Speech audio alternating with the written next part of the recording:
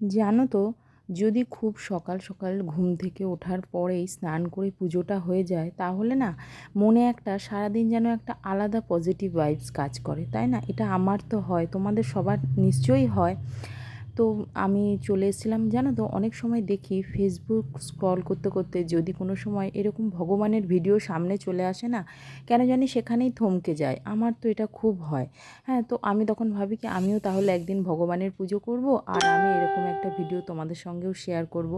কিন্তু সেটা হয়ে ওঠে না কেন, খুব তাড়াহুড়ো। আসলে সত্যি আমাদের জীবনটা এত ব্যস্ততাময় হয়ে গেছে যে মানে ভগবানের পুজোটাও যে একটু মন দিয়ে করব, হয়তো সেই সময়টাও থাকে না, সেটা ভগবানও হয়তো নিজেও জানেন। তো যাই হোক, তবুও তার মধ্যেও সময় করে অনেক দিন ধরে ইচ্ছা ছিল এরকম একটা ভিডিও আমি শেয়ার করব বা পোস্ট করব। দেখো, ভগবানকে ডাকার ধরন কিন্তু সবার আলাদা।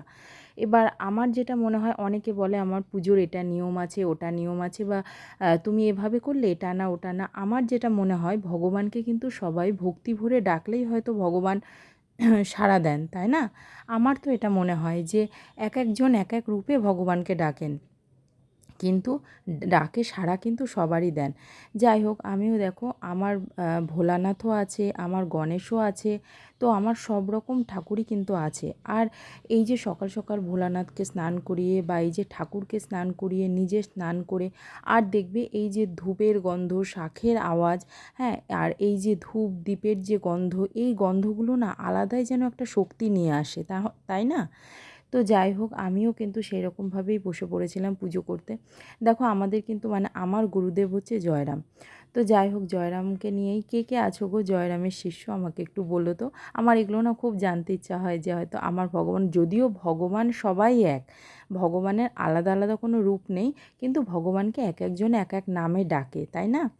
তো আমার মেয়ে, এই যে সরস্বতীটা দেখছো, এই সরস্বতী ঠাকুরটা কিন্তু আমার মেয়ে নিয়ে এসে বসিয়েছে। বলছে, মা, আমার আগে সরস্বতী ঠাকুর ছিল আর একটু ছোটো, মা একটা সরস্বতী ঠাকুর কিনে নিয়ে আসবে, আমি পুজো করব। যাই হোক, বাচ্চা তো মাঝে সাঝে করে, মাঝে সাঝে করে না। তো যাই হোক, আমি এইভাবে আমার পুজোটা সেরে নিলাম। আর দেখো, এই যে না অনেক সময় না হয় দেখবে বাজার থেকে কেনা ফুল নিয়ে এসে পুজো দেওয়া।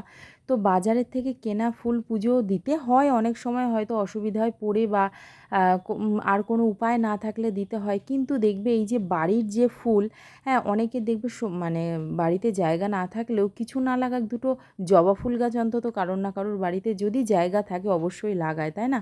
এই জন্য আমি তখন ভাবি যে বাড়ির ফুল তুলে কিন্তু পুজো দেওয়ার দেখবা একটা শান্তিই আলাদা, তাই না? সেটা কিন্তু যতই ওই কেনা ফুল বলো যাই বলো, সেটাতে কিন্তু হয় না। যাই হোক, আমিও সকাল সকাল, আর সকাল সকাল পুজো দিলে না ফুলগুলোও ভীষণ টাটকা থাকে। যাই হোক, আমার ভগবানের পুজোটা তোমাদের কেমন লাগলো অবশ্যই জানিও, আর আমার ঠাকুর সাজানোটাও কেমন হয়েছে সেটাও জানিও। টাটা।